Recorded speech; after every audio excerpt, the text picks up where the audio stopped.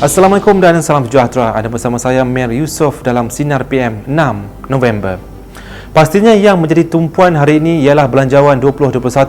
Namun masih ada berita lain yang perlu diambil perhatian dan menarik untuk kami kongsikan.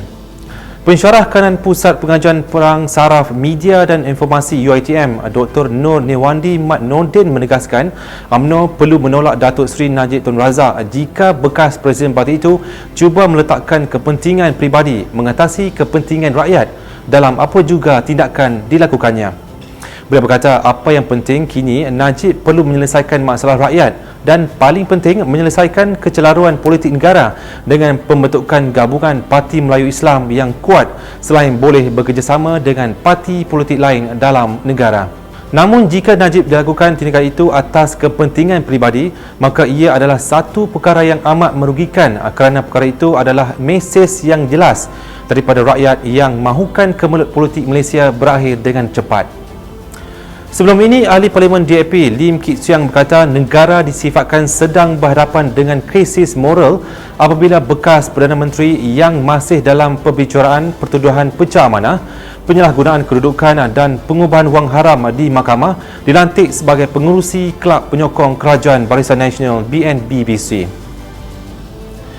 Percaya atau tidak, rakyat kini semakin matang dan mampu berfikir. Mana tidaknya hari ini Ahli Majlis Kerja Tertinggi UMNO Datuk Muhammad Razlan Rafi menegaskan rakyat kini sudah sedar dengan janji manis dan taktik lapuk Pakatan Harapan.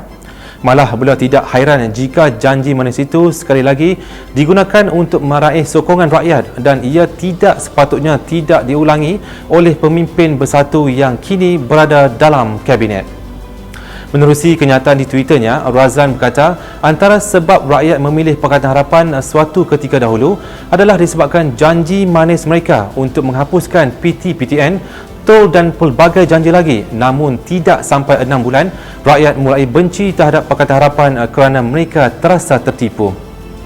Dan semalam, sebuah portal Ketua Armada Bersatu, Wan Ahmad Faisal menggesa bank melaksanakan penghapusan hutang secara bersasar, khasnya kepada golongan berpendapatan rendah di negara ini. Menurutnya, gesaan itu bank menghapuskan bayaran faedah dan hutang bukan perkara baru kerana cadangan sama turut dibangkitkan di negara lain. Malah syarikat JLC dan institusi yang memiliki saham di bank mempunyai kewajipan sosial terhadap rakyat dan mereka perlu membuat pengorbanan. Dikala rakyat sedang menderita akibat kesan pandemik COVID-19, ada pula yang bakal mendapat imbuhan besar. Mana tidaknya dikala ramai rakyat kehilangan pekerjaan dan gaji yang terpaksa dipotong, lain pula kisahnya dengan Esko dan Adun di Kelantan. Semalam, Timbalan Menteri Besar Kelantan Muhammad Amar Abdullah berkata, Adun dan Esko Kelantan bakal menikmati kenaikan gaji pokok antara RM3,000 hingga RM5,000 seorang. Katanya kenaikan itu diperlukan bagi mengurangkan jurang perbezaan gaji antara wakil rakyat Kelantan dan negeri-negeri lain. Namun hari ini perkara itu mendapat reaksi kurang senang daripada Persatuan Kebangsaan Pelajar Islam Malaysia PKPM Kelantan. Yang di-Ketua PKPIM Kelantan Muhammad Akil Iqbal Muhammad Zulkifli berkata keutamaan kerajaan negeri ketika ini sepatutnya diberikan kepada keluarga yang tidak berkemampuan, terutamanya golongan B40 yang terjejas teruk akibat COVID-19. Bukan itu saja, beliau menambah kerajaan negeri sepatutnya mewujudkan lebih banyak peluang pekerjaan bagi menangani pengangguran yang kian meningkat serta memberi inisiatif tambahan kepada petugas Barisan Harapan yang sentiasa berdedikasi untuk menjaga rakyat. Justru katanya tindakan kerajaan negeri menaikkan gaji wakil rakyat dan esko kerajaan di Kelantan tidak boleh diterima. Okey, kita beralih ke berita Suruhanjaya Pilihan Raya SPR. Bekas Timbalan Pengerusi SPR Datuk Seri Wan Ahmad Wan Omar mencadangkan supaya mengharamkan kempen secara bersemuka dan meminimumkan tempoh kempen dalam pilihan raya kecil PRK Parlimen Batu Sapi bagi mencegah penularan COVID-19. Menurutnya, SPR berhadapan kerumitan untuk menjalankan PRK Parlimen Batu Sapi kerana kesukaran menjamin pengundi Batu Sapi dalam mematuhi SOP.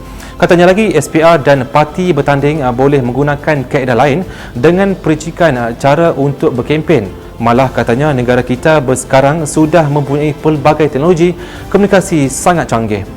Pada 13 Oktober lalu, SPR menetapkan PRK Parlimen Batu Sapi Sabah diadakan pada 5 Disember depan dan penamaan pada 23 November, manakala hari pengundian pada 5 Disember. Selain perihal COVID-19 menjadi tumpuan dunia, pilihan raya Amerika Syarikat juga tidak kurang hebatnya. Hari ini, Setiausaha Pertahanan Amerika Syarikat Mark Esper sudah menyiapkan surat peletakan jawatan ketika negara angkasa itu masih ternanti-nanti keputusan pemilihan presiden. Menurut NBC News, 3 pegawai pertahanan yang masih bertugas berkata Esper menyiapkan surat itu kerana beliau seorang pegawai kabinet yang sudah sekian lama mahu disingkirkan selepas pilihan raya. Difahamkan ketua pertahanan itu sudah lama tidak sebulu dengan Presiden Donald Trump dan menurut beberapa laporan, perselisihan kedua-dua mereka termasuk dalam isu mengenai tindakan Trump menggunakan pegawai negara untuk menamatkan tunjuk perasan baru-baru ini. Untuk perkembangan keputusan pilihan raya pula, calon Demokrat Joe Biden ketika ini mendahului dengan 264 undi elektoral manakala Trump dengan 214 undi. Disebabkan kiraan masih berterusan di negeri-negeri utama, Biden kini dikatakan hanya memerlukan 6 lagi undi elektoral bagi mendapatkan simple majoriti 270 yang diperlukan. Jadi itu saja Top 5 News pada hari ini. Sebelum kita akhiri Sinar PM hari ini, jom kongsi rezeki bersama Karang-Karaf Medicare, jana pendapatan tanpa modal besar hanya dari rumah. Dan kepada anda, teruskan setia bersama Sinar Harian di portal Facebook, Instagram, Twitter dan YouTube. Dan jangan lupa untuk muat turun aplikasi Sinar Harian bagi mengikuti perkembangan semasa dalam serta luar negara.